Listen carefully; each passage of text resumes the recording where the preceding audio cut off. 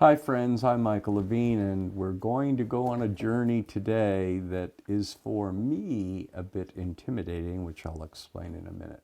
Welcome to Without Notes, a show that I think is properly described by its title. It has no agenda, no notes. Our guest, our partner for the expedition today is Lawrence Grobel. Now, we've been doing this show now, I believe, for 9 years. And I've interviewed some very famous and interesting people. But why am I intimidated today?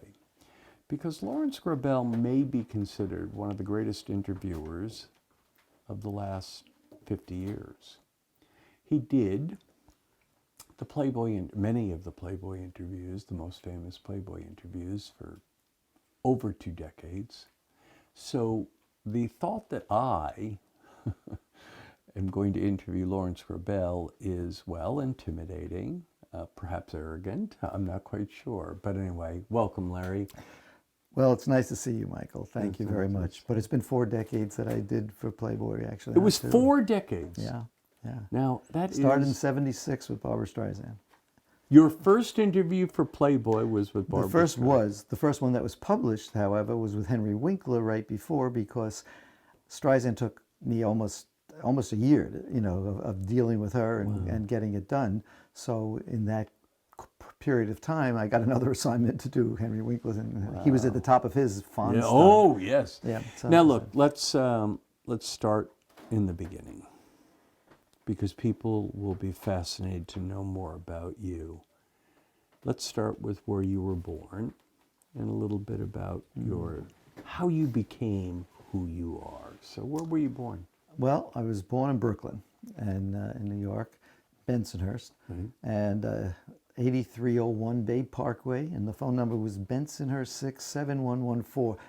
Why I can still remember that, I don't know. And you also remember the code, right? Bensonhurst. Yeah, BE, right, yeah. Bensonhurst. And and I was there till I was 9 and a half. And so grew up in the streets, playing stickball and what have you. And which was totally common at the time. Yeah, and, taking firecrackers, ash cans, putting an ash can over it, running away as it blew up and lit up a whole side of a building. Getting caught once in a while, it was play. It was so the first Brooklyn. 9 years were in Brooklyn, right? And then was the home that, if I had visited that home and seen you there, would it have appeared to have been a middle class home? It was an apartment. It was on the 6th floor of an apartment. When Howdy Doody came on, my mother would open the window and scream out, "It's Howdy Doody time!" And I go running sometimes up the stairs, 6 floors, if I couldn't get the thing. Howdy Doody was Howdy Doody was, well, people knew. There was Captain Kangaroo, there's Howdy Doody, there was Jerry Mahoney, and there's all kinds of Twinkie. These are TV shows. Iconic television shows of the 50s and 60s. Well, Howdy Doody still is around in certain ways. Andy Warhol put him into the 10 myths of his prints, and so you'll still see Howdy Doody. So was around. the home was a lower middle class? Lower middle class home. Yeah. Parents did I shared what? a room with my sister. There were only 2 bedrooms and then a living room. And so my parents... You and your sister, you were the older? No, she was older, 2 years older. And you shared a room, Until I was 9, until she was 11. Yep. And then we moved in. What did your parents do? My father was in the pharmaceutical business. So he, dealt with products, and he became... Pharmaceutical sales? Well, he was a sales manager. And then he became a vice president of a company, and so it was a grind, though. I mean, he would come home sometimes with presents. What would he have? A Polaroid camera that hadn't yet come out yet, or just came out. Because his men sold the most things, he got the prize. It was that. It would be a knife, a hunting knife. Dad, let me have that knife. You can't have it. You're too young. I fought for it, but. So yeah, he would come in with that stuff. But he always came home after 7 o'clock at night on the Long Island Expressway. With an hour commute? Probably an hour at least. Each way? Yes. 2 hours. Right, and it taught me a lot. It taught me not to want to do that because he came home. Let's have a catch, Dad. Let's play Dad. I says, oh, I'm really tired. And, we sit down, watch TV, whatever.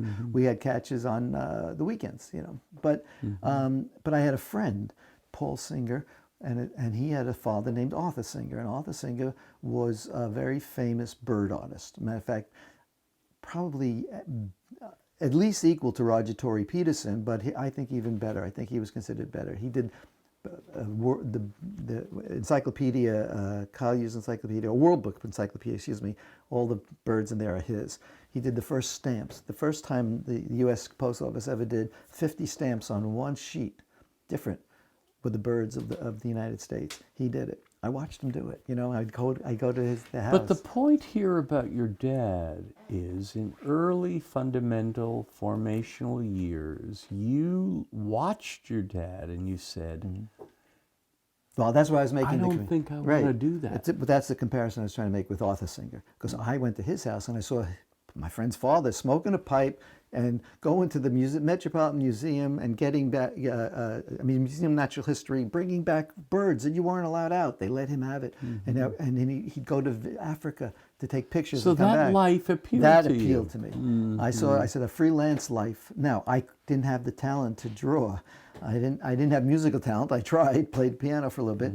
But writing always appealed to me. Very young age. I started reading stuff that, So that let's got to go me. now for at 9. We're in Bensonhurst. Right, and then we go to Jericho, Long Island.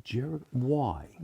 My parents found this place. It was a neighborhood. was it a Birchwood Park. house? It was a house. We So moved they into bought a house. Your father Right. progressed, his career progressed. Quarter-acre of land. Bought a house. You remember the price of the house? $23,900. Yeah, which $23,900. right, which was a Yeah. fortune. And there were 7 models in the What neighborhood. year? 1956. There were 7 models in the neighborhood, and each one, the most expensive one, was $30,000. So Oh, you think it's no, only no, no, $7,000 more. Why didn't you go to that one, Dad? No. Well, because we were lucky to get Lucky $23,900, to and the get- friends I had at $21,900. So those were those houses. But they were beautiful houses. I had my own bedroom. My sister had her own bedroom. We had an upstairs, downstairs den. At age 9, you get your own bedroom. This Yeah. is a fantasy. Oh, it was great. Great. It was Okay. great. And So then you go to high school where? right, Jericho High School. Okay. Jericho High School right now is rated in the U.S. News and World Report puts it in the top 5 high schools in the country. Yes. But- Noting our education system in America, I'm not sure that's a great That's true. compliment. But it was a very good But school. Even when independent- we were there, some of the people in my class did very well. Arthur Kaminsky, who became the. Were you a good student? Yeah, I was a pretty good student. I was not good in language.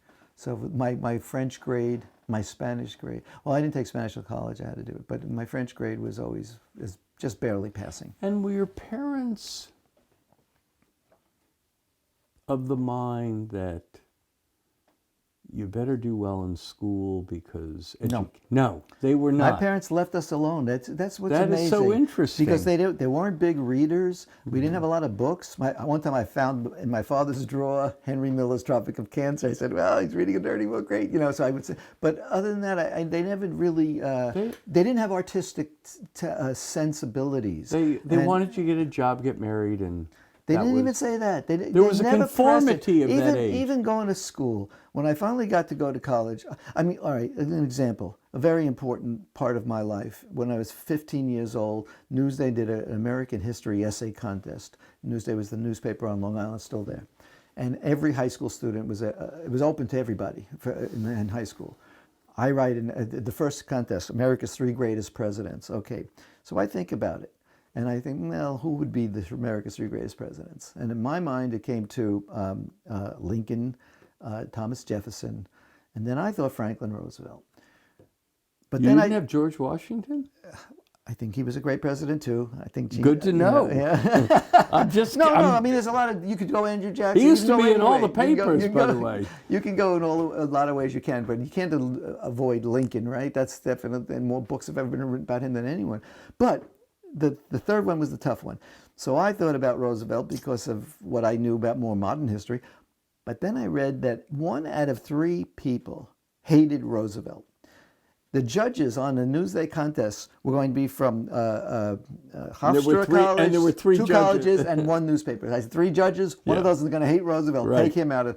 So I came up with Woodrow Wilson. I would not do that today. I'm sorry, but at that time I did. I And wouldn't have advised you The to do essay it. was 600 words. So I figured an introduction could be 150 words and 100 and 200 words for each one, whatever it would be for each one. And I tried to make it even. And I wrote it. And there was no AI. You No, couldn't do, you had to no, do I didn't type. But then after I finished it, my mother saw it. I said, I'm not gonna enter it. She says, why not? I said, everybody is typewriting this, these things. This is handwritten. And the deadline was that day, and I didn't know how to typewrite. I didn't even have one. So my mother said, I was going out with my girlfriend to the movie that night, but my mother had to drive us. My mother said to me, I'm not taking you. I said, what are you talking about? She says, unless you mail that essay, I'm not going to take you. You wrote it, mail it. I was embarrassed about it. I said, no, then we read it. Okay, my handwriting. I sent it in. I win. I win this contest. My parents are visiting relatives in Florida. I'm alone in the house. I get this call from Newsday. They want to send a photographer. It's nighttime to take a picture. It's going to be in the paper the next day. So I call up my friend's parents. I said, they're going to send a photographer. You think it's okay? They said, well, then, it sounded legit. So they said, okay. So the guy came. And the next day, the essay's there, the paper. They give me a watch. And I still have this watch engraved, and I pick a picture of me with the girl who won it on my side. We're supposed to meet President Kennedy. This is what, we were going to Washington at the end of the year. There was going to be 8 contests, 16 students. So I'm the first winner, so I get to watch all the others, who they're going to be. And I said, this person I want to get to know. This person sounds interesting, and they became friends. So we get to Washington in June, and Kennedy is in Berlin doing that Ich bin ein Berliner speech. So we're not going to meet him. But they arranged for us to go to the Attorney General's office, Bobby Kennedy. We go in to see Bobby Kennedy. Now, we were told that Bobby Kennedy, if they're around, he's around smart students. He likes to ask questions. So be prepared. So we're sitting there, okay. And I'm thinking, I'm going to ask him something. We're standing there around his desk. I'm as close to him as you. And I said to him, I said, Mr. Attorney General, something I knew was going on in the country.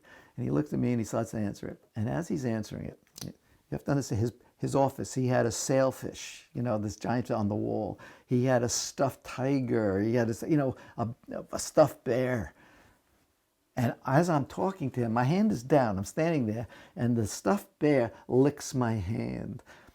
And I realized that's not a bear, right? That's his dog. It looked like a bear because everything else is stuffed all around, right? And I just couldn't believe that moment, So anyway, when we finish, he gives me a PT-109 tie clip and a pin, PT-109. Explain what PT-109. PT-109 was the name of the boat that John Kennedy was in.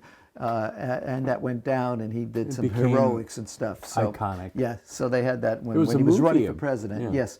So and that was, I met Senator Javits at the time. It was a very big thing to have won that contest, to get to be announced over the PA in high school. But let's talk about 2 points that are central to your story. Number 1, it was your mother. It was my mother, yeah. It was your mother. Number 2, you didn't want to do it. You were well, I did it. I didn't want to send it. Right. There was something reluctant. Right. And at that point in the story, you didn't even have a typewriter. Wow. Friends, my breath has been taken away by that first episode, and I hope you will stay tuned for episode 2. Now, if you enjoyed the show, like it, share it on all your social media. That's important because the lessons here are valuable.